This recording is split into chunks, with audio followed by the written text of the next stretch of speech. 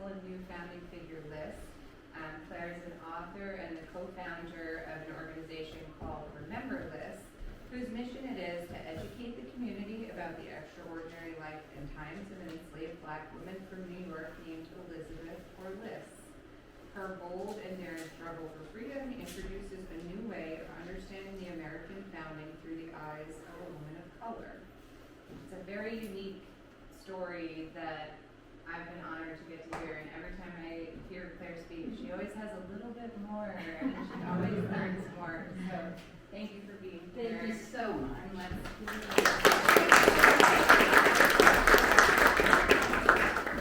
It's great to be here, and it's great to see all of these wonderful people who care about history and who are interested in it.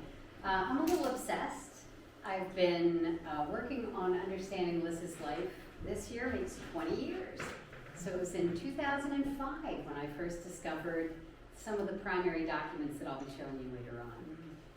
So Liss, whose proper name was Elizabeth, was born around 1763 in Oyster Bay, Long Island. I say around because, like many enslaved people, she didn't have a birth certificate. There wasn't a document that said the day she was born. And I would just say that many of her peers could have lived and full lives and died without ever having had a record of their life. And so Liss is so extraordinary because we really know more about her than any other New York woman of color from this time period. Other people, you might know just their name or just something that happened to them on one day. But to have her whole arcing experience is really something special. And there's her name, not in her handwriting. I don't know if Liss could read or write. I'm gonna say, unfortunately, the probability is high that she could not, because enslaved people in general did not have the benefit of an education. And sometimes we have to only learn about them through the writing of their enslavers, right? So raise your hand if you know what a long S is. Anybody? You know what a long S is because you've looked at so many period documents.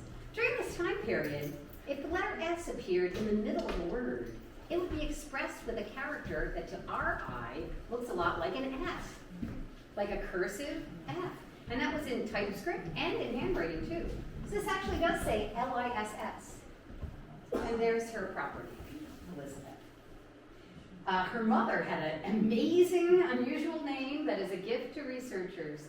Her mother's name was Pender. And if you only read the hardback of Espionage and Enslavement, I didn't even know her mother's name when it was published. That's one of those things I discovered between the hardback and the paperback edition. Her mother's name was Pender. Yeah. And her sister, who was about 2 years younger than her, was named Hannah. So now, tell me what these three women do not have. Last name. A last name. And that was a way that enslavers took away personal power from enslaved people by only giving them a first name. But for us here in our time, we have to constantly remind ourselves of, the reasons why their stories are missing in action. It's very hard to find people through time who have no last name.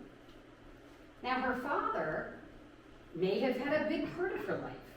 He may have seen her on the day she was born and been with her whole life through.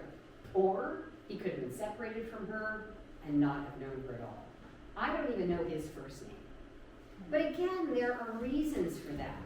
Because by law, if a woman was enslaved and she had a child, at birth, her baby was enslaved at its first breath by whoever enslaved her.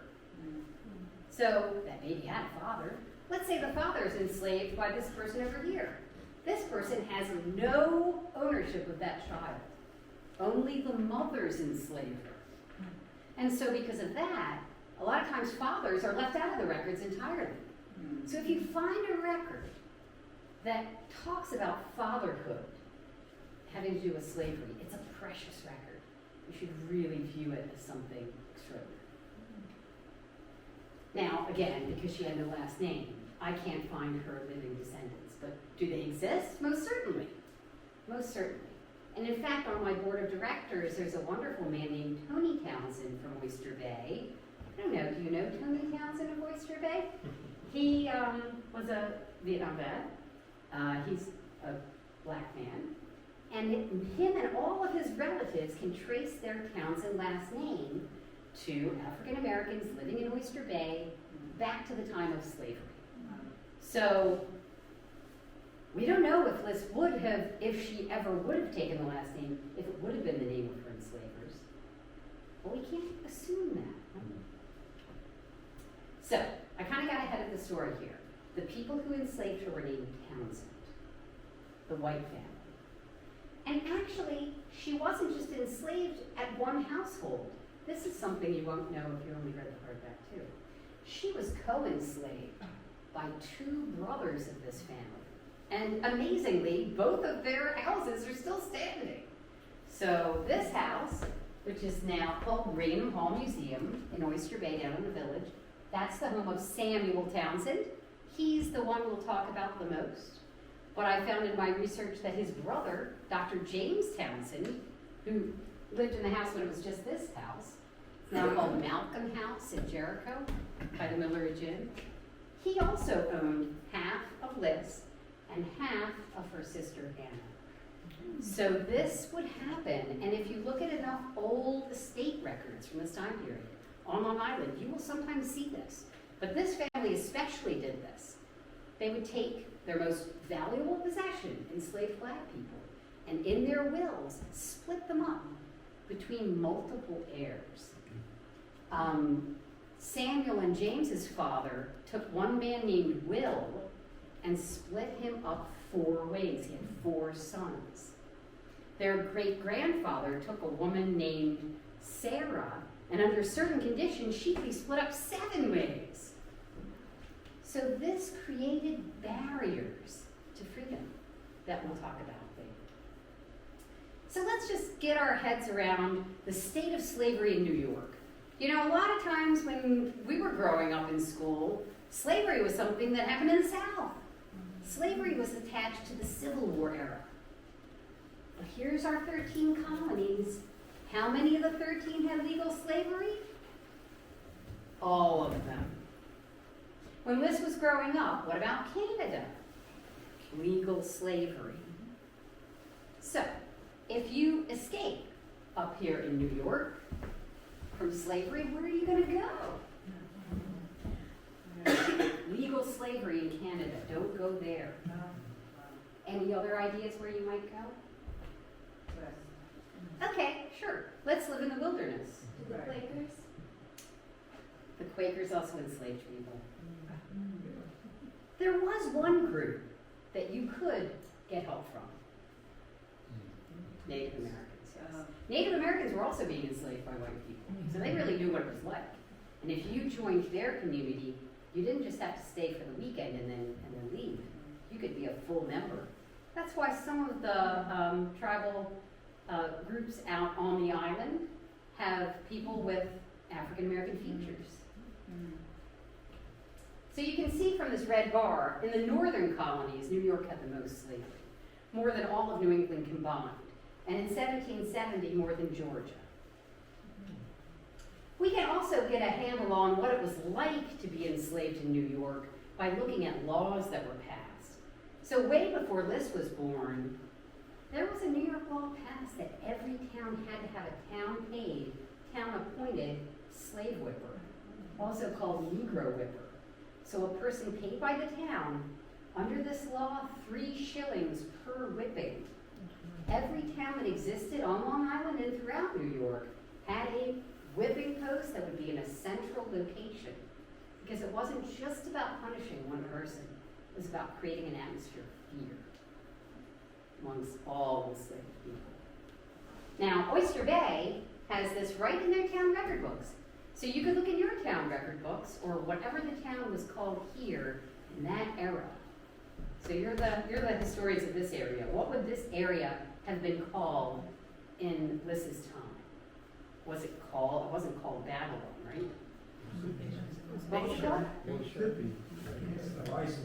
Islip? Islip goes back to the very beginning. You could look at your Islip town records and see who your town slave whippers were.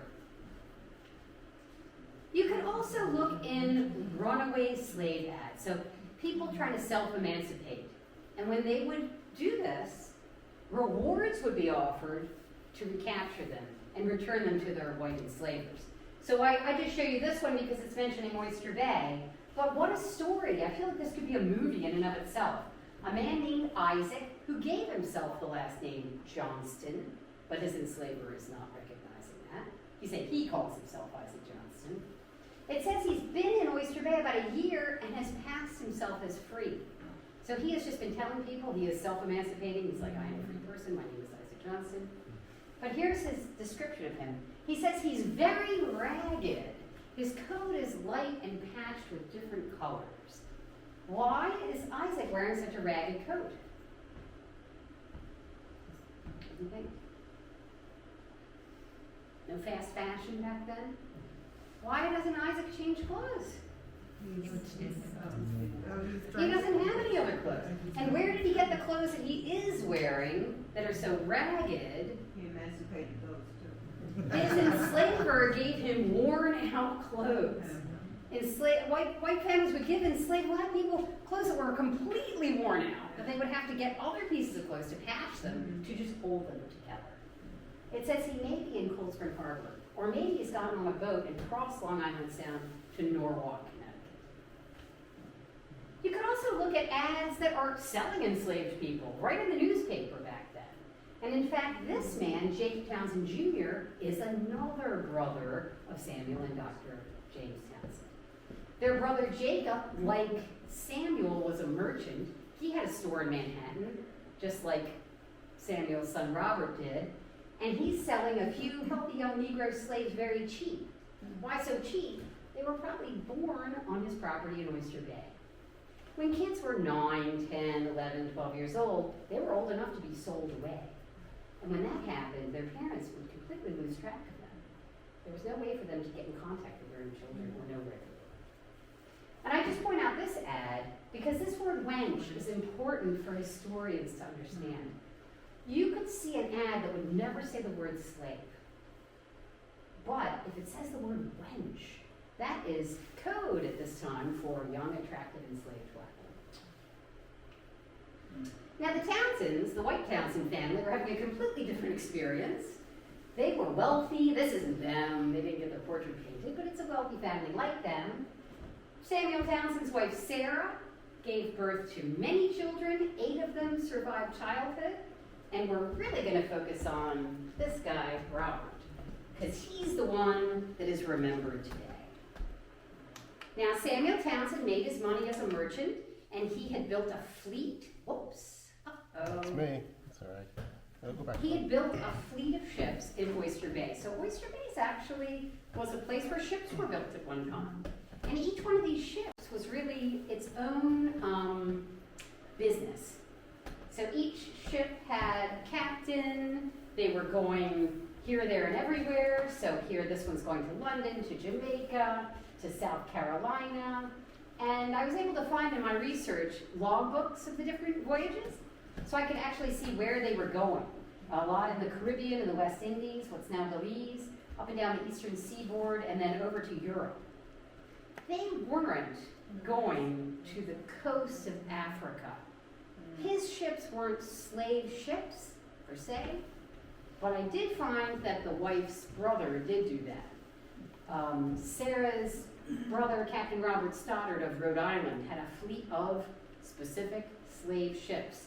They would take year-long voyages from Newport, Rhode Island to the coast of Africa.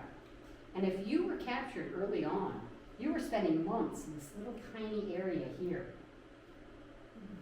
Such harsh treatment that many people died on the way. Now they weren't going back to Newport, so who can read where they were headed? Antigua, that's right. He has landed in Antigua with a fine cargo of slaves. Now Robert was the 3rd son of Samuel Townsend's family, and like I said, he's the one that everybody remembers. Because even though he didn't tell anybody when he was alive, we all found out in the 1920s and 30s that he had been a big spy for George Washington. He had been a spy using the code name Culper Jr. as part of this Long Island Manhattan group called the Culper Spy Ring. So through handwriting analysis and paper analysis, that was figured out in the 20s. And that was the story that Museum Raynham Hall loved to tell. The story of the spy son, the father who was a patriot, that the British officers had been living in the house during the war, quartered there. They would have gone on telling that story forever. As far as the museum was concerned, until my research began, this was a family of Quakers. And remember, that Quaker term is like code for didn't own slaves, even though Quakers did own slaves. So what changed everything? Well, the phone rang one day, and it was an auction house in New York City that said, hey, museum, you're going to want to bid on this upcoming auction because we've got for sale a Bible. They're like, we got 3 or 4 Bibles. We're good.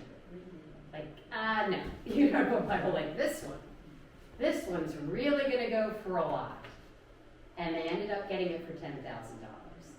Not for the verses inside, but for the writing on the end papers, because it changed their story forever. This Bible had the names of enslaved people from that site written in it. Jeffrey, Catherine, Lily, Susanna, Harry, Susan, Rachel, Violet, Hannah, a different Susanna, Mary Ann, Jane, and Gabriel. So again, a lot of first names. The day they were born in some cases, sometimes just the month, sometimes just the year, but how they were related to each other. Fathers, sons, wives, daughters, and in 2 cases the people had died, and in 1 case, how they died. Then, on a second page, you get 4 more names up at the top, Nancy, Kate, Jim, and Josh. Then in the middle, this definitive statement that these were the slaves of Samuel Townsend of Oyster Bay, Long Island. In case anybody wanted to say it wasn't him. And then at the bottom, a really gut-punching story about how their oldest son, so the spy Robert's older brother, Solomon, got married at the end of the war, and his parents gave him a present, Jane and Gabriel. The bride's side gave a clock, a nice grandfather. But the groom's gift kept giving because Jane and Gabriel had 7 children. Now, after the Bible came into the hands of the museum, I started doing my research, and I found other people who weren't listed in the Bible, like John, William, Jacob, Priscilla, her son Amos, who did take a last name, Burling, and he became free, and then 2 records of people with distinct records that meant they couldn't be any of the other people, but there was no name. So sometimes you see a record of an enslaved person with no name at all. And so I recognize them as the unnamed child and the unnamed man. And Liss, she wasn't in that Bible either. And this isn't her, because enslaved people didn't have their paintings done, right? So I commissioned an artist to make me a painting to represent Liss. So it turned out, after all this digging, that there were twice as many enslaved black people at that site as the white family whose story had been told for decades. They outnumbered the Townsends 2 to 1. So how do we then take our story of America as we learned it and reimagine it? 20% of the population of Long Island were black enslaved people. 20% is a lot of people. So how are you going to put them in these paintings where they're missing? Remember their narratives and remember their names even when it isn't their writing, but the writing of people that enslaved them. So that's our job now. Now, as far as the revolution went, in 1775, Samuel, who was an ardent patriot, actually joined our New York Provincial Congress. So in school, we talk a lot about the Continental Congress, right? But each colony had their own mini Congress, and the New York one was really under the gun. So Samuel was going into Manhattan. Can you believe that was the Manhattan skyline? Trinity Church, highest point in Manhattan at that time.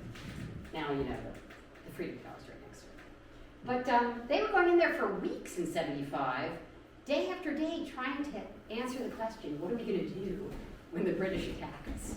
How are we going to defend New York? Well, you know, we had our Declaration of Independence on July 4th, and the next month, August, at the end of August, was the Battle for Long Island. The biggest battle by participants in the war. So, who won the Battle of Long Island? Okay, it's just important. Kids, I asked that to, and they're like, the Americans! No, not so much. No, Washington had to retreat, right? He didn't want to, but he had no choice. The war would have ended if he would have been captured. And he almost was. I mean, it was just a minor miracle that he was able to retreat. And so now all of Long Island, all of Manhattan, all of Staten Island too, let's throw them in there, living behind enemy lines. And this is what the Townsend House looked like at that time. Luckily we have a little drawing. And there's some redcoats marching into town. So imagine you're living in one of these towns and these regiments come in. They don't come in for a short visit, they're going to be there for the whole winter. So let's play the high-low game. How many soldiers in one regiment? Throw out a number. 12. Higher. About 40? Higher. Higher than 100. Yeah. 200? Higher than 250. Oh, 500. 300 to 350. Now, of course, Oyster Bay didn't have 300 houses in it. The multiple soldiers per house. They would take over the churches, make them into barracks, so you couldn't worship that whole time. And the commanders always got the nicest house. And in Oyster Bay, that nicest house was the Townsend House where this was. So one after another, different regimental commanders started living in the house. The family didn't leave, the enslaved people didn't leave, they just all lived together. So in the fall of 1778, this was like the 4th regiment to come to town. Colonel John Graves Simcoe came to stay for the winter. And this was what his regiment looked like. So what's different about the Queen's Rangers? You don't have red coats? That's right, no red coats. You know what? Simcoe, he's appeared there in a painting much later in life. He had a green uniform too. Why do you think he wanted green on his neck? His guys? Yeah, camo. Who wants to put their guys in a big red target? See, he was a very good military man. Oh, what do you see in the picture here? This is their parlor at Freedom Hall. What's in the corner? Oh, the clock. The clock. They still have it. So Colonel Simcoe had a big impact on Liss's life because he thought slavery was morally wrong.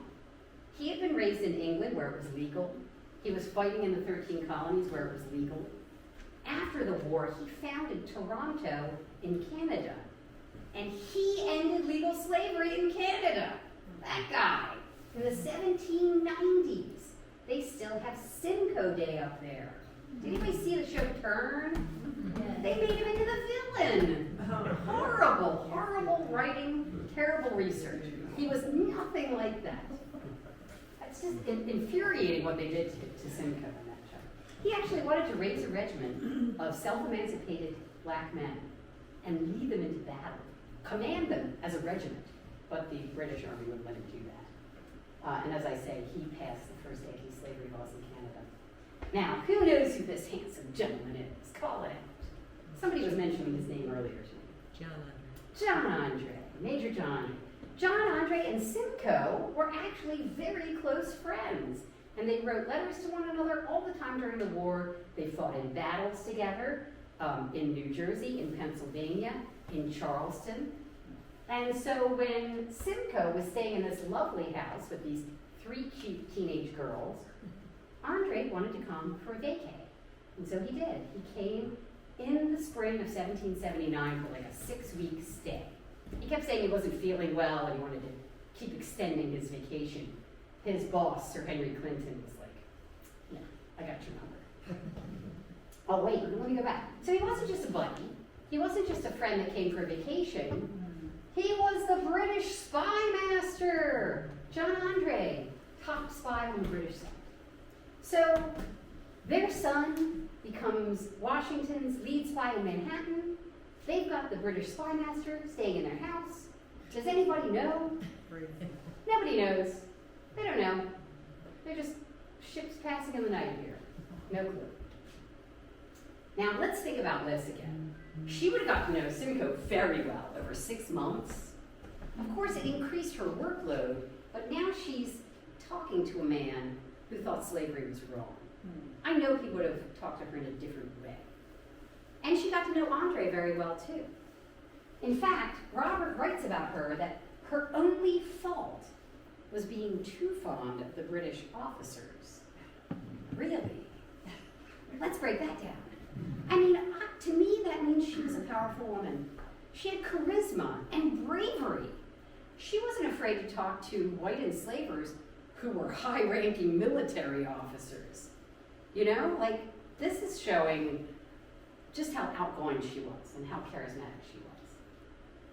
Now, André and Simcoe are hanging out with Liss in Oyster Bay, and George Washington is forming his spy ring. Can anybody remember the name of the first spy who came over right after the war started from Connecticut? Bad things happened to him on the street. Nathan Hale, right? So Washington's like, maybe we shouldn't bring people from Connecticut over to Long Island because they stick out like a sore thumb. So instead, they recruited a man who already lived behind enemy lines. Anybody know the name of the Setauket spy who was a farmer? Abraham Woodhull, right? So in the beginning, he would get on his horse, clip clop, going into Manhattan. In the beginning, Robert was just his informant. He'd get intel from people like Robert. Then he'd have to come all the way back out to Setauket, write it into a letter, wait for Caleb Brewster. He didn't even have a spy name.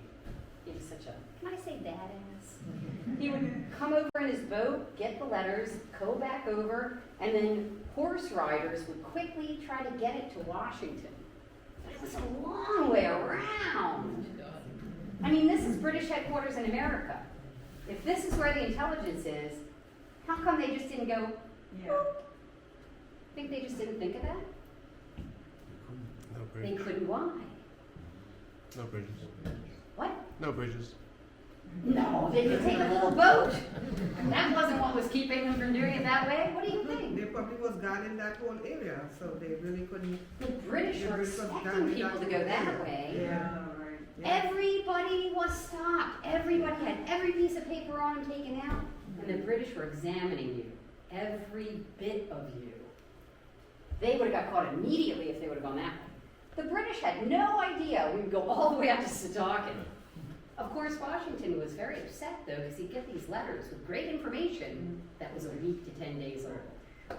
Frustrating. They ended up writing 300 some odd pages of letters over the course of the war.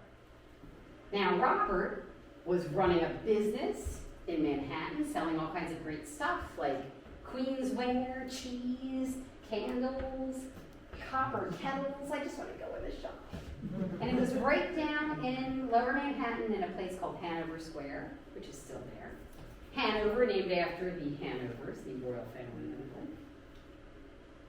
Now, back in Oyster Bay, winter has ended. It's May now. Simcoe packs up his 350 soldiers. He's got 3 big wagons in his company. And they march out of town. They're going to go fight on the Hudson. They're headed to the Battle of Verplancks Point in a few weeks. They didn't leave alone. Yes, Liss escaped with them. Now, I show her here in a box, but I fully admit I don't know how exactly she escaped, only that she left with the regiment. But I did find a record of Colonel Simcoe going into Samuel's shop that he had in the town and buying a pair of large door hinges and a whole bunch of nails in the days before he left. So I'm like, is he building her a hiding place? I'm going to do that in the movies, yes. Now, we do know a little bit about the escape because Raymond Hall, all this time, even though they claim they didn't know about any enslaved people being there, had a letter from Robert to his father about the escape. This was written 8 days after the escape. Now, there's a missing letter because Robert says, I received your letter of the 23rd. That would have just been 5 days after her escape. Wish I had that letter. But he does talk about it in this paragraph on. He says the Queen's Rangers, Simcoe's regiment, are now beyond Kingsbridge, that's up in the Bronx. They've left the island of Manhattan. If I see any of the officers, we'll make inquiry for Liss. Though I think there's no probability of your getting her again. They never placed a runaway slave ad for this. Believe you should reckon her amongst your other dead losses, meaning the value of her you should write off on your ledger book, because you're never going to see her again. Really? Interesting. I am surprised that Colonel Simcoe would permit her to go.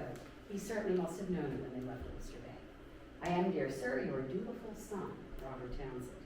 Now, what I found in my research was Simcoe did this other times, too. He had 2 other instances of helping an enslaved black person escape. One successful, one unsuccessful. And maybe there are more that I just never found. But here's the kicker. She escaped, right? Story over, happy ending. No. The British were promising freedom to black people who would join their side, escape and join their side, but only at the end of the war, not in the middle. So in the middle, they would just re-enslave you again, and that's what happened to Liss. She was just re-enslaved in Manhattan by the British side, by a British officer whose name I could never find out. Now, just as Liss is coming into the city, Robert is now taking on the role of lead spy. Abraham Woodhull had begged him to do this. Then Abraham Woodhull's father got beaten up by Simcoe. And he said, Robert, you have got to take over. I cannot come into the city anymore. I have to stay on Setauket, and I'll send a courier in to get your letters. So he agreed. And they were doing some pretty interesting stuff. If you see this list here, this was our spy master, Benjamin Talmadge, taking just a regular dictionary, writing out important words, and assigning them numbers. And he did that with about 700 words. They called it their dictionary. We call it the Culper Code now. That way they could write in numbers, all the important words in numbers. And if the British got the letter, they don't have the code, they don't know what it says. He also mentions, I will be glad to have the stain as soon as possible. Who wants a stain? What do you think he's talking about? Invisible ink. Invisible ink, that's right. Yes. André, the British spy master, had 2 kinds of invisible ink. So he would write a little letter in the margins to let you know which one he had used. F for fire or A for acid. Meaning if you got a letter from John André with a little F on it, that meant take the letter over to the fireplace and heat it up. Once the paper itself gets hot enough, his invisible writing will appear. Or if it has a little A, get some lemon juice out and wipe it on there, and the writing will appear. The Americans couldn't do that, because the British already knew about that. That was their technique. They were testing everybody, taking their papers out and testing it. So, we had to come up with our own invisible ink recipe, and it was John Jay's brother, Sir James Jay, who did this. He was a chemist, and he had 2 liquid solutions that he came up with. One was called the stain. He would write between the lines of another letter. You had to use good white paper or it wouldn't disappear fully. And then to make it reappear, you had to have a different chemical he called the counterpart. Now, he kept all this to himself, so we don't even know the recipe for either solution. After the war, he wanted to get paid by Congress. They wouldn't pay him, so he's like, fine, I want to tell you how I did it. Now, Liss has entered the city. Robert has become Culper Jr. He's using this numeric code. And Abraham Woodhull writes a letter. And he mentions a 355 of his acquaintance who shall be able to outwit them all. 355 meant lady. And boy, have a lot of people said who they think 355 is. Well, I think we should consider Liss. Because Robert had just taken over. He needed informants. He'd known Liss her whole life. Maybe she was gathering information for him. She knew André, she knew a lot of these British officers, and she was very charismatic. Now, we'll probably never know who 355 is. And I'm never going to be able to say, probably, it was her. But I just want you to open your imagination and let her into the list. Now, remember Robert said to his dad, forget about it, you'll never see her again. I found 2 different entries in his ledger book where he's buying her things. In this one, it's T for Elizabeth. In this one, it's a thimble and thread for Liss. Now, you could say, that could be any Elizabeth. In his ledger book, he always gave the first and last names of everyone, even his own relatives. Even his own brothers and sisters, he listed their full name. So I think he was buying these things for this.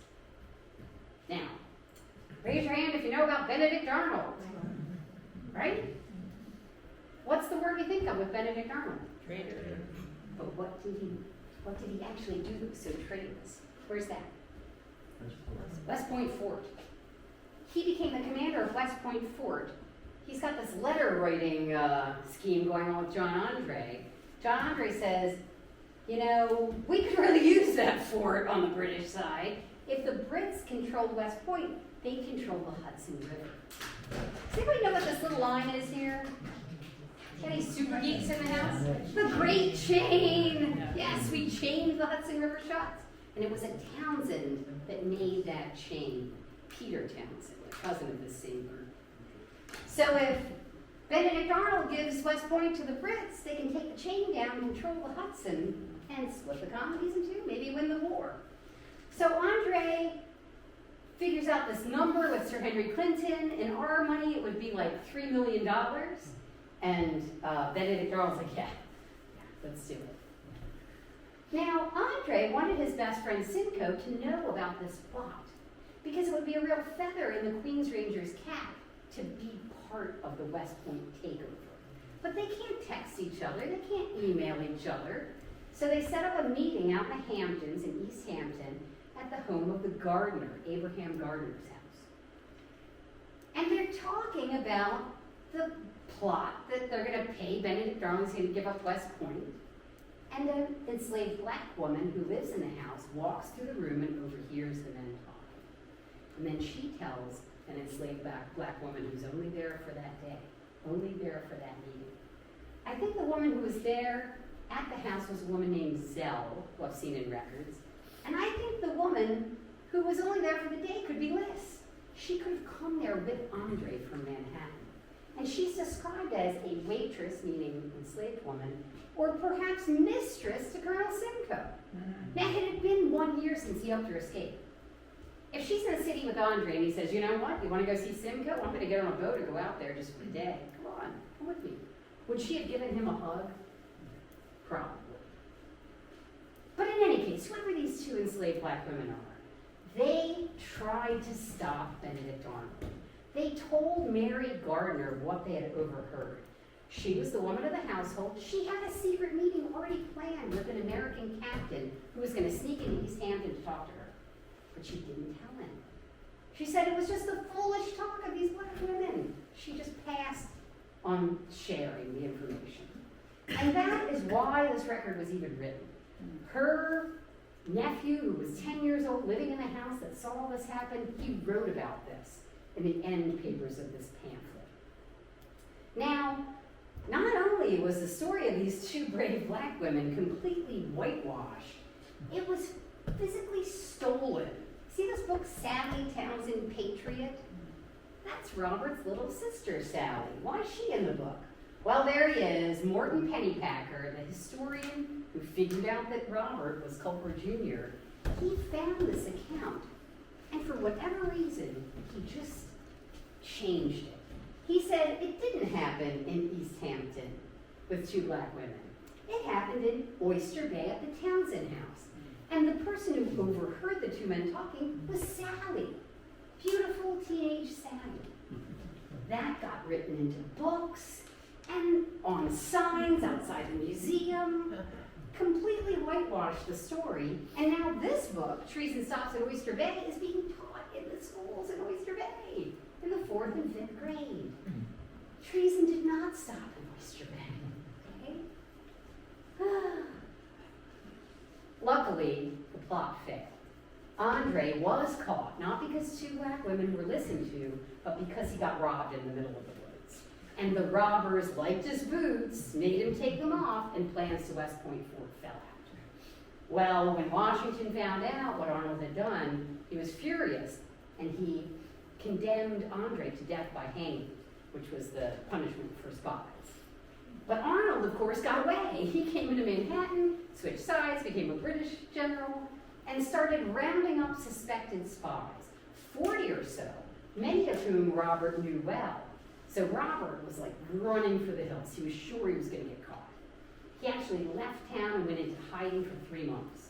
And when he came back, he closed his shop in Hanover Square and moved over to Peck Slip, which is in the South Street Seaport Museum area now. This is a drawing of it, and here's what you'd see there today.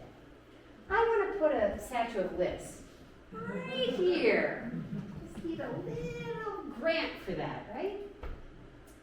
So Robert's like, okay, that's it. I am not writing any more spy letters now. I will meet you out of town, give you an audible report. But you know what? The British surrendered that year, 1781, the Battle of Yorktown. So by the next year, everybody who was a British officer was leaving New York. They were packing up all their stuff and selling it in auctions, and they were getting out of town. But Liss didn't want to leave. About to leave on the evacuation by the British, and she not willing to go with them. But doesn't she have to go with him? Guess he's enslaving her? No. Liss had agency. She decided she was going to run away from the Townsend household. And she decided she wasn't going to go to Canada. So she came to Robert and she said, will you repurchase me? Now Robert had begun to feel anti-slavery himself, and he would soon join an anti-slavery group. But he helped her.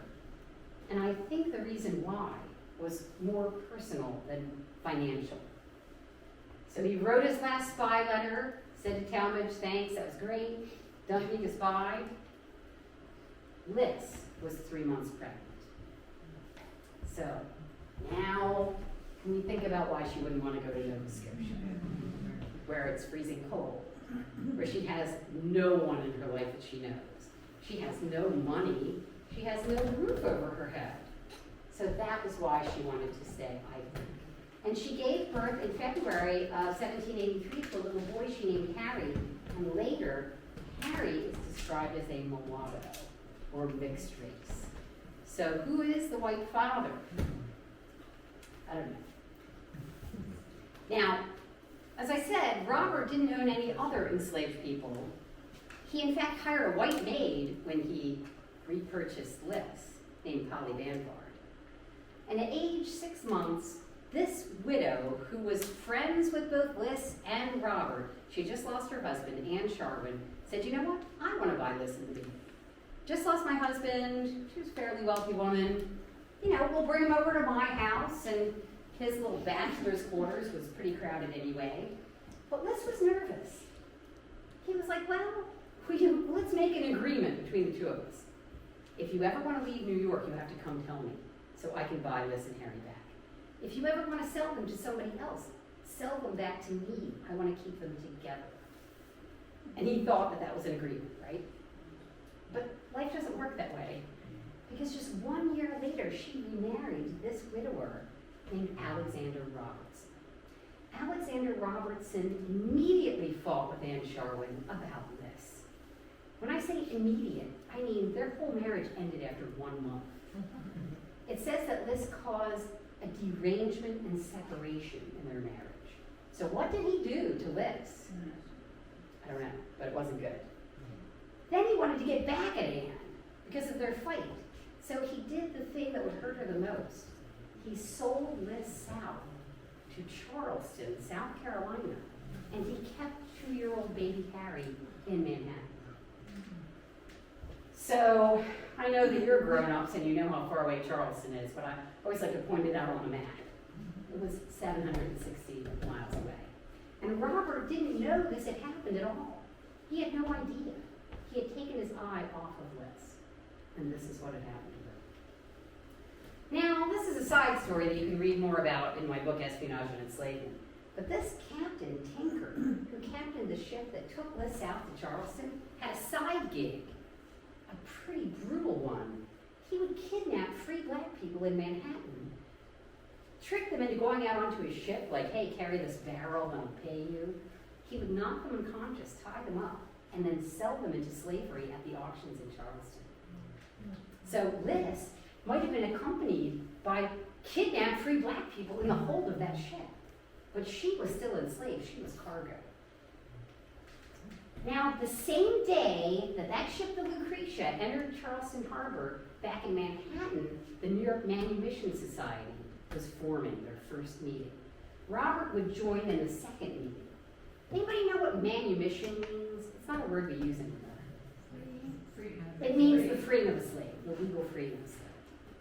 So who else was in this group? Hercules Mulligan, another famous spy. Alexander Hamilton, who everybody knows from the musical, right? And again, John Jay. John Jay enslaved people too, but he began this anti-slavery society. Go figure. Now here's the man who enslaved Liss in Charleston, already known to history. I felt like Forrest Gump when I was doing this research. How can all these famous people keep passing through the scenes? But this man who's pictured in the famous Boston Massacre paintings, the guy with the club, after the war, he went to Charleston and he enslaved Liss for 2 years. 2 years passed. Robert finally found out somehow or the other, confronted Robertson, interrogated him, got all this information out of him, and physically took 4-year-old Harry out of that household in Manhattan and brought him to his parents' house. Now, was 4-year-old Harry set free? No. You had to be 21 to be eligible to become free. When Harry was 16, New York upped the age to 28. So now how's he going to find Liss? Well, luckily, his older brother Solomon, the one who got married at the end of the war, did business with people in Charleston. Actually, interesting people that were against slavery. This guy helped one of those kidnapped people, who was a free person from New York who got kidnapped. His name was Richard Lushington. And this guy, Adam Gilchrist, had been a New York merchant who'd relocated to Charleston, but was a family friend of the Townsends. And so the series of letters are written over months of Robert saying, hey, Richard Lushington, will you help? He was a Quaker, and his partner was such an ardent Quaker that they said they wouldn't help. Not even for the good of Liss. But this guy, Adam Gilchrist, said he would cheerfully accomplish it. But there were some barriers along the way. The anti-slavery group up in New York, the Manumission Society, had not ended slavery, which was their goal. But they had instituted a law, while Liss was down there, that no enslaved person could cross the state line into New York from another state.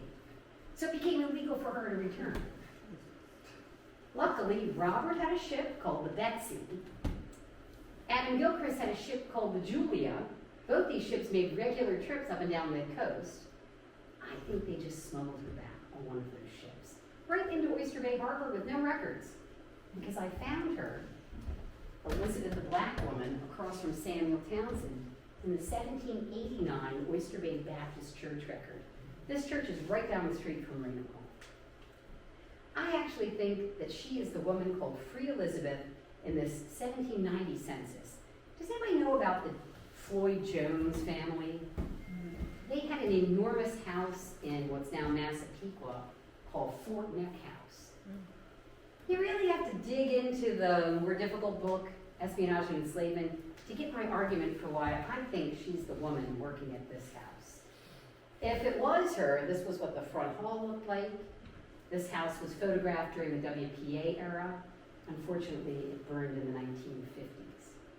So, living as a free person, but with no paperwork. So, for years, she's living as a free person, but she could be enslaved at any time until she gets those freedom papers. But now you've got to get both brothers to sign off, right? But in 1790, both brothers died in separate incidences. So when Samuel died, he had all his kids but Robert was in charge of the estate, and he just doesn't claim ownership of Liss at all. Dr. James Townsend had 7 kids. 4 of them died when he died. A big virus hit their household. But there were still 3 living adult children who owned pieces of Liss and Hannah. One of them, I found a record at Oxford University, Martha freely gave up her certain proportion or right to Liss and Hannah and several other people. She had inherited from her father. So we see that pieces business. The final 2, the daughter's husband and the son, finally legally freed both Liss and Hannah on September 3rd, 1803. So Liss was about 40 when she got her legal freedom. And you think about all the different people who enslaved her, the different ways she was split up. Finally, she can breathe easy that she's not going to be enslaved anymore. We did find one more record of Liss. In that same Baptist church, they made a new list in 1806 of their members. She's listed again. And they added at a later date the word dead. Everybody in this list was either called dead, excommunicated if they got kicked out of the church, or removed if they moved away. So we don't know the year she died, but we do know that whenever that was, she was a member in good standing of this church, living in Oyster Bay. So finally, in 1827, slavery ended by law in New York. But it had been 201 years of legal slavery. And we haven't had 201 years yet of illegal slavery. We got to make it 2027 to be even. So, this is my nonprofit. I offer you either a academic style adult reading book about Liss, or a little less challenging reading with some neat interactive ways to see the documents from my research. And I also want to hear what you think about it. We need some Q&A. I'm going to grab my water while you think what your great questions.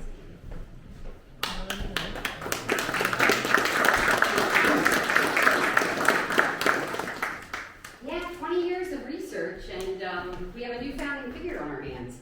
Founding figure not because she invented anything, not because she was rich, not because she was a politician, but because she's a representative. Just like Anne Frank is a representative of the Holocaust, she is a representative of this 20% of our population that we're just not interpreting, you know? Yes? How were slaves shared? Was it done by a time of day? Was it weeks at a time? The only thing that we know about how they were shared is this great-grandfather record. He says in his estate, my Negroes are to be divided as the stock of swine and cattle are, in the same manner and proportion. How it happened on a daily basis, they just didn't write about.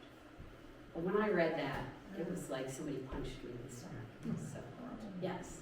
So she moved around a lot, obviously. So I'm guessing the living, I was kind of curious, what was her usual living situation, at the Townsend? So at the Townsend house, they had several different areas inside the house where an enslaved person would live. Right now they interpret an upstairs room that has the slanted dormer, the roof cuts into the room, you know. That's what they interpret as a slave's quarters. They also have an upstairs full attic that's the full length of the house that is not interpreted because it's too dangerous for the public to be there. In the basement of the Raynham Hall house, they have a full basement, even in that front colonial part. And you can see on the stone walls fragments of whitewashing, which is thought by historians and archaeologists to indicate that people lived in the basement. Enslaved people would also live in the kitchen. They would sleep by the hearth in the kitchen because they were expected to keep the fire burning all night and begin cooking very early in the morning. Now, during the growing season, probably field workers lived in outbuildings and barns. The Townsends had many tracts of land that weren't connected to the house, 350 acres in total. And each one of those spaces might have had an outbuilding that we just don't know about. The They also had a warehouse down by the water, so there's opportunities for people to have been sleeping there too. Yeah. How many slaves at any one time, given time, do you think Samuel Townsend had? It's very hard because we don't know their ages. So like the earliest purchase of a slave was in 1752. That's the unnamed man purchased at an auction in New York City. It was actually an auction of a privateer ship called the Hester. So this privateer ship would attack enemies of England at sea, and if any black people were on board, whether they were free or not, they would be brought back to the New York auction houses and sold into slavery. And a lot of them were free Cuban sailors of African descent. So let's say that man was young. We know that a lot of these young sailors were in their late teens. So if that man was that young when he came to stay at the Townsend, he may have lived long enough to know Liss, who was born like 15 years later. So because we don't know their ages, it's really hard to know how they lived in with each other, but I think you could say at least a dozen. Yeah. And all ages, little kids, older people. Yes. Were the slaves allowed to be married? Well, Jane and Gabriel were a married couple, and we don't know what any kind of a ceremony would look like, but they were a couple for decades. And Gabriel did take a last name. He took the last name Parker. Gabriel became free and then was employed by his former enslaver, Solomon, in an anchor shop in New York City. He was a skilled metal worker. So this is really weird. I found his contract in the anchor shop. I found in that ledger when he took the last name Parker. And I also found that part of his contract was that Jane and the children could come from Oyster Bay and live in the north cellar room of the anchor shop, which was on Charles Street. But they were still enslaved. So dad's free. Mom and the kids are still enslaved. So Solomon had a house down the block. Gabriel would go to work for pay in the anchor shop.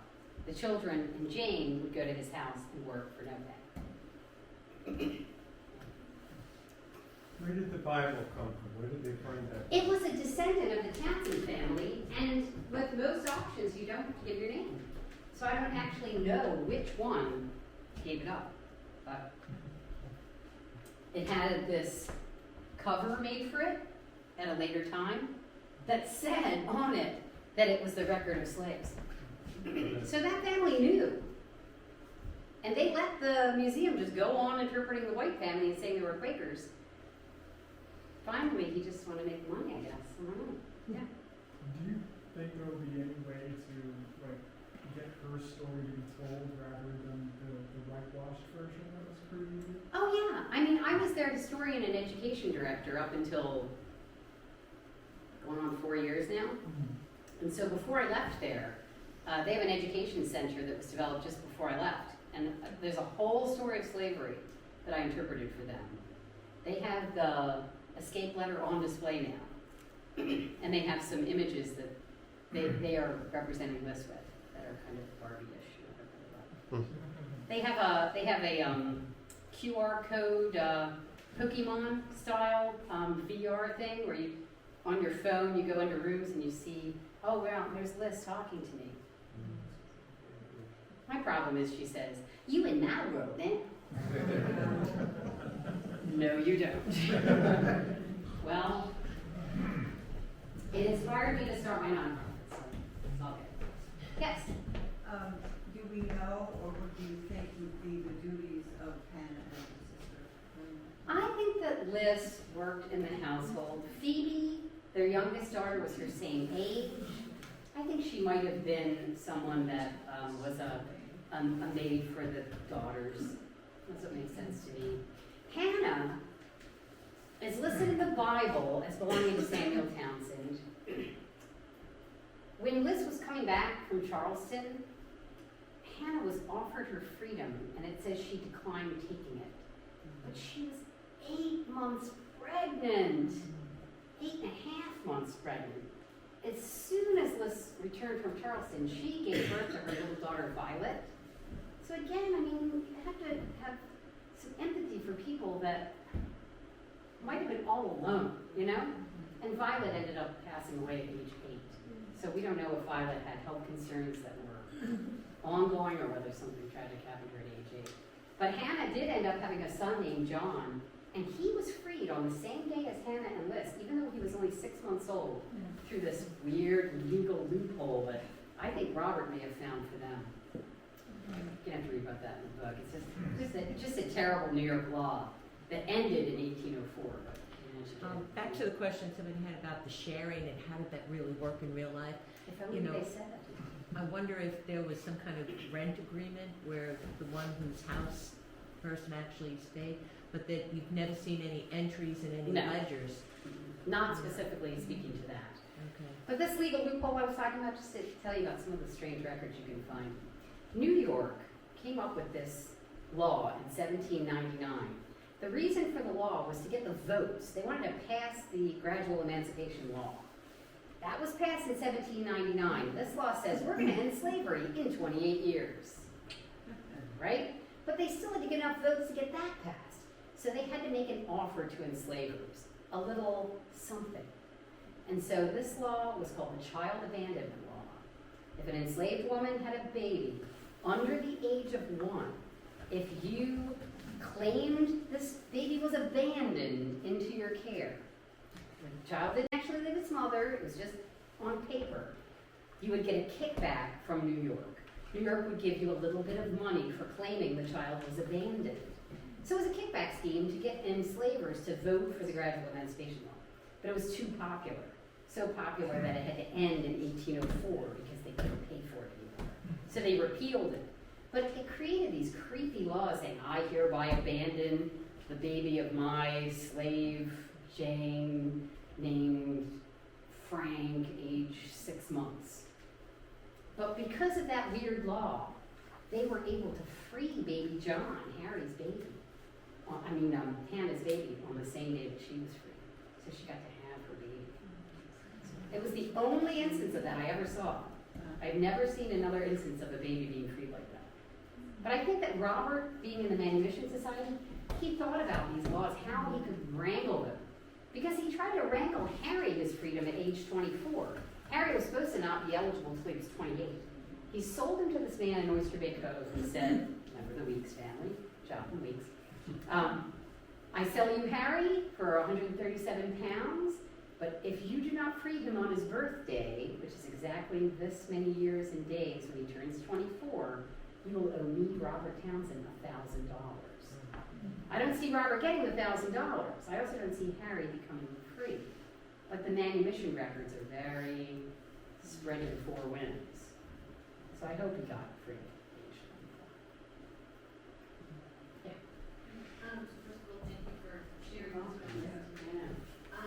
My question is, what inspired you to start pulling these threads and to tell Liss's story, and say, I think maybe your sister Hannah's story? Like, was there something in particular that drew you to this? So that Bible was step 1. If that descendant had not put that Bible up for sale, I wouldn't have done any of this. I would just be living my life, not obsessed with Liss. But luckily, at the museum at that time, the director was out on maternity leave. And the board was just kind of like, I don't know what we're going to do while she's having her baby. And I was just a weekend worker, but I had recently published an article about a piece in their collection. And it had gotten published, and I thought, like, well, I'm a smart person, I did something smart. And then this Bible came up, and I was like, that's pretty interesting. Why don't I do an exhibit on slavery in Oyster Bay? Because they had this sort of missing chunk in their programming, they agreed. And they really regretted it later. I created a wall of all the names of the enslavers of the town and the person they enslaved, like a brick wall in paper. Like, you can't do that. These are the names of our donors. I was like, too bad. And in searching for documents to do that exhibit, that's when I found those letters to Charleston talking about this woman named Elizabeth, and that we've got her baby, and buy her some nice clothes because it's colder up here than down there, and can you find her? Will you get her? Don't say you won't help me, will you help me? Like this series of letters. That's when I realized that escape letter, Liss, was Elizabeth. But it took me years, literally like 8 years, to find a corresponding document that proved that. Because when when Robert bought Liss from the British officer, he paid his father for her value. Because his father was still out the money, right? She had escaped from his father, not him. So he paid 70 pounds. In his record, he's being sneaky, and he says 70 pounds for a Negro wench. That record, I think that record's in Oyster Bay. Then his father's ledger book is out in East Hampton. They've got about a third of the Townsend documents out there. When I went out there and found Samuel receiving the money, he said 70 pounds for Liss from Robert Townsend's personal account. That was a day. That was a day. Because that proved what I had thought all along, that Liss and Elizabeth were the same person. But I mean, they're breadcrumbs, tiny breadcrumbs, but I'm still finding them. I mean, last year I found another little breadcrumb. So I keep, especially because archives and libraries have really dug into digitizing. And so sometimes an archive that you didn't even know had anything, it will have a little breadcrumb in there that you can find. Yeah. I have a general question. Earlier you said that 20% of Long Island was enslaved. So was that concentrated in one area or just the populated towns all of Long Island? Well, it's you can find it more by people's wealth and how much land they owned. The richer you were, and the more land you cultivated, the more enslaved people you were going to have. I mean, it was spread out Nassau, Suffolk. Oh yeah, I mean anywhere where people had wealth and land. The mansions were. Yes, exactly. But I will say that it was typical for middle class people to enslave black people too. If you didn't enslave anyone, it probably meant you were too poor. Because it was not just legal, it was the engine of the economy. I mean, the Townsends may not have enslaved people directly from the coast of Africa, but they bought sugar and rum and got rich off that from the brother-in-law. The triangle trade was very clear in this family.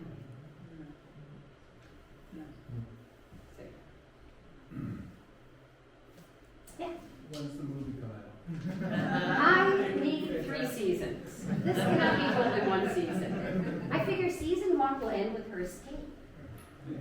Season 2, she'll be on the ship to Charleston at the end of that season. And then season 3 will be everything else. I don't know. Soon. I have a pitch deck, which is what they say you need if you're trying to pitch something to Hollywood. And you just gotta keep turning the flywheel, right? Anybody know any rich producers? Yellow color preferred? Okay. My nonprofit is working from the ground up. We're getting this into schools so children can learn about it. And that is a good thing. People should learn about the truth of our history when they learn about it the first time. They shouldn't rely on going to a specialty class in college, It should just be integrated into our normal. When you learn about the Revolutionary War, you just learn about this at the same time. Because she's interwoven into that narrative. That's another great reason. But I'm actually talking to teachers way outside of our area. I'm presenting about this in Arizona, Utah, Oregon, Pennsylvania, Virginia. They got a bunch of white folks down there. Florida, yes, I presented in Florida about this. So she's really a national figure. It's just that we can love her extra because she's from Long Island. Yeah. When I worked for the last 20 years up until recently, at a museum owned by the Kane family, Yeah. which was the home of William Livingston. And they found a vault on the property, right in the main house, that had been covered up. And nobody had seen anything since 1850. That's when the vault had been closed, and thousands and thousands of documents. Even several letters from George Washington. I would die of joy. As a university. But one of the problems that I encountered, and it was the same thing that you said about Raynham Hall, where you have the donors' names on the wall, of being slaveholding families, and everybody goes, It's just oh the my God. norm. Well, I came across probably about 10 or 12 slaves that worked for the Livingston's family over on their property in Jersey. And the first time I came across it, realizing that see what that Well, is. then I should have known that I was gonna eventually find something. I went to my brother-in-law, who's paternal, 95 years old now. Uh-huh. And I told him about, that I had come across some slave letters like that. And what do we do about it? Mhm. What are we gonna do about it? And both of us immediately said, well, this is not something that can be suppressed. Oh, sure. Okay, we have a college across the street, Kane Mhm. University, Yeah. that has a history center like that. I think, and there were a lot of people, mostly African Americans, who would not come to Liberty Hall because they knew at some point in Sure. time that Livingston had slaves. Sure.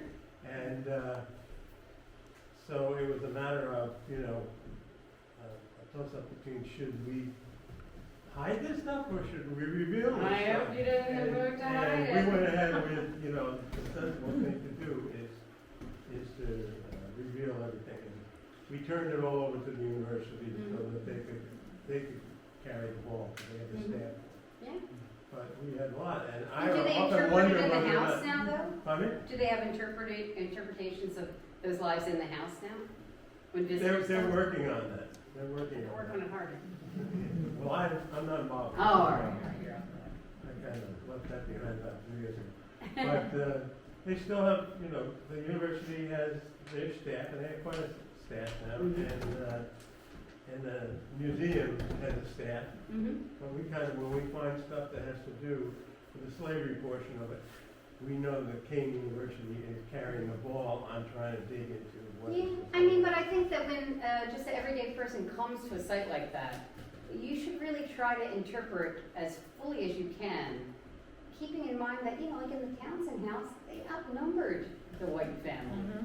If the mission of the museum is to interpret the people who lived there, they should be giving at least 50% of their energy to the black people who lived there. Especially since their stories were not being told. We don't know where the slave quarters were on the property. We don't Could've know just whether or been in not the they were in house. the basement. Yeah. But there is a structure out in one of the fields Mhm. that had been bulldozed over years ago, back in the 50s. And I'm thinking that, and you can see it in the field, you can see a rise in the field, and as you start to dig it out, you'll find cobblestones and stones and.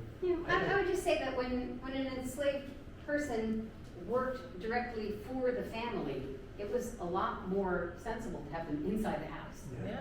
Because people had to get up early, they had to get dressed, you had to feed them, you had to clean their spaces, all those things.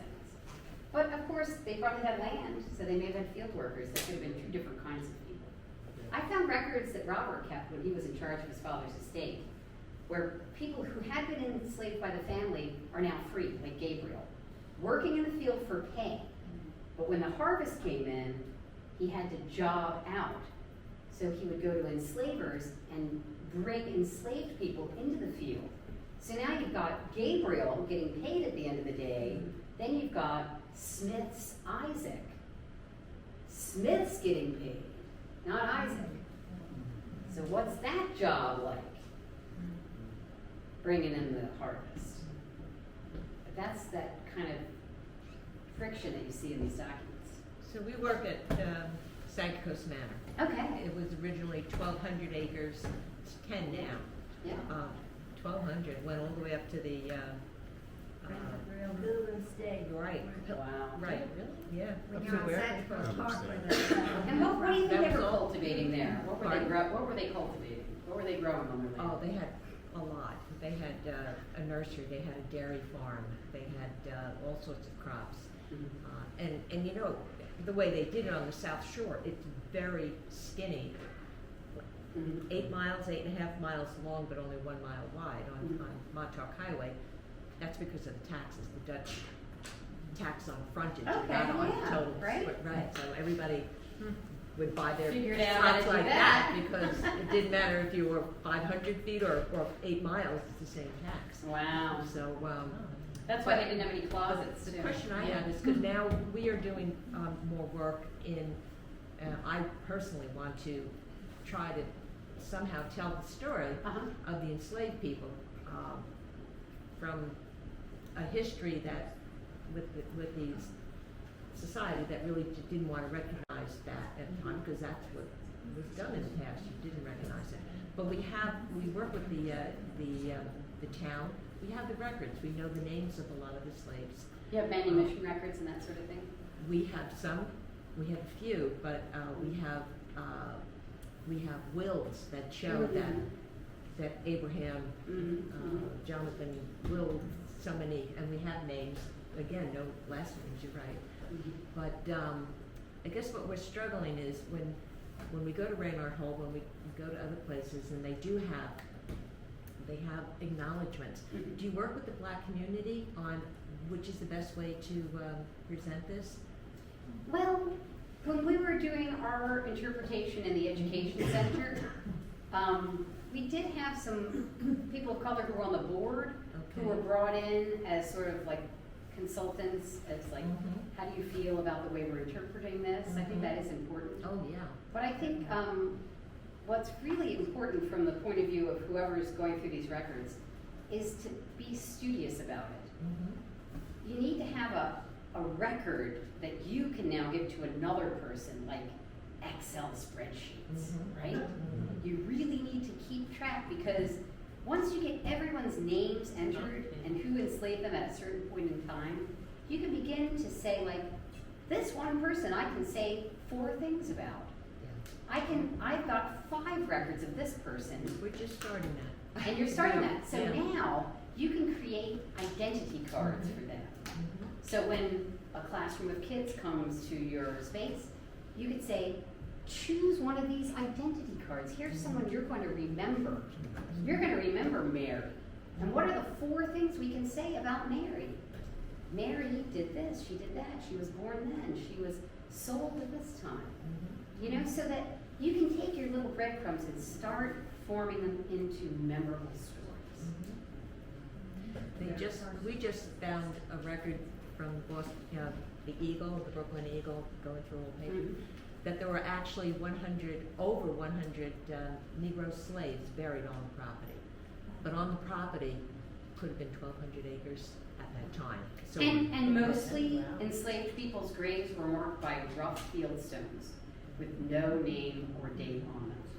And so those field stones could have very easily been removed when the land was developed. Yeah, we actually just had ground penetrating come in, but a lot of the 10 acres is still shrubs and trees, and they couldn't get into that part. But I would also say that when you look at the white enslavers' graveyard, if it's in the same place where it always was, look for low, sometimes partially buried fieldstones. At Fort Hill, where the White Townsend family is all buried, there were like 3 rows of fieldstones that I didn't see for years and years because I didn't know to look for them. Once I saw Young Cemetery and another cemetery in Cold Spring Harbor with enslaved people's rough fieldstone gravestones, then I was like, let me go up to Fort Hill, maybe they're there. And there they were, like revealed to me as if like the veil had come away from my eyes. Of course, I don't know who's buried there. And you kind of have to let go of wanting to know. You know, like, it doesn't matter. They need to be remembered, even if we can't say, this is the grave of this person. You know, they were all in our community, one way or the other. we do have one that's an Indian woman that does have a marker. It just says grave of a young Indian girl. That's all it says. But in books, the one with Mary, what's her name?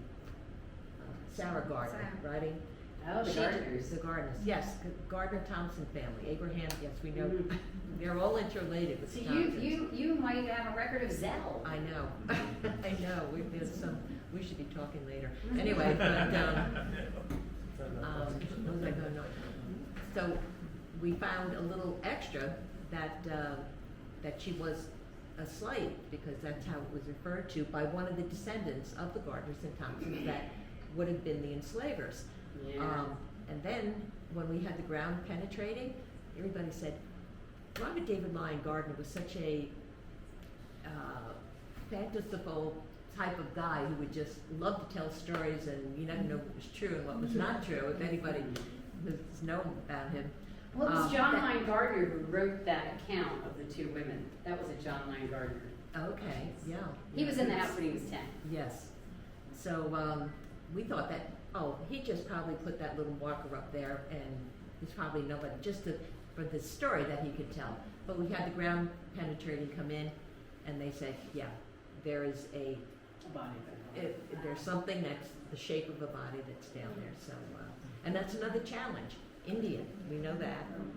So I would say get onto one of these search engines for old newspapers that goes back further. yeah. So there's the one that's sort of widely available, oldnewspapers.us or whatever. Genealogy Bank.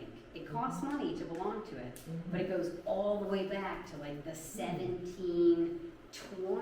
They've got newspapers. And you just have to remember that long S. So when you're looking for a name that has an S in it, you have to remember to put in the search engine an F. Because the modern search engine is not looking for the long S. Yeah. Right? Okay. We And- can have a young volunteer who can read that kind of script. Yeah. I can Come on, anybody can read. You just have to train your eyes. Molly, yeah, she was good. Yeah. That's the Bible. Yeah, the Bible. Yeah. It's my memory. At the Historical Society in Bayshore, Mm-hmm. we were donated the Bible of Hattie Moon from Bayshore. And in it was written all the members of the family and the Right. date that they had it. But I didn't notice there was anything at that time, if it told about what they were or if it was just the names, as I recall it. We should go back and look at that and see if there's any more information about it. But it is a big family Bible, and I didn't done front covers. I'm just trying to get back to that Bible page. This Bible page is so interesting. It took me so long to come up with what I think it actually was. And I'm going to show you and you're going to be surprised. So most times when you're writing a Bible, right, somebody dies. You go get a pen, you write their name and when they died. Somebody gets married, This baby one was is when they were born. born. Right. So you'll get multiple handwritings and multiple inks and you can see the time. Do you see if this was all written on the same day? Yeah. The same pen. The latest date here, now we're going to figure out when it was written. The latest date is 1795. We're talking about Samuel Townsend slaves, but he's been dead for 5 years. This was written during the time when Robert was the estate administrator. What else do we know about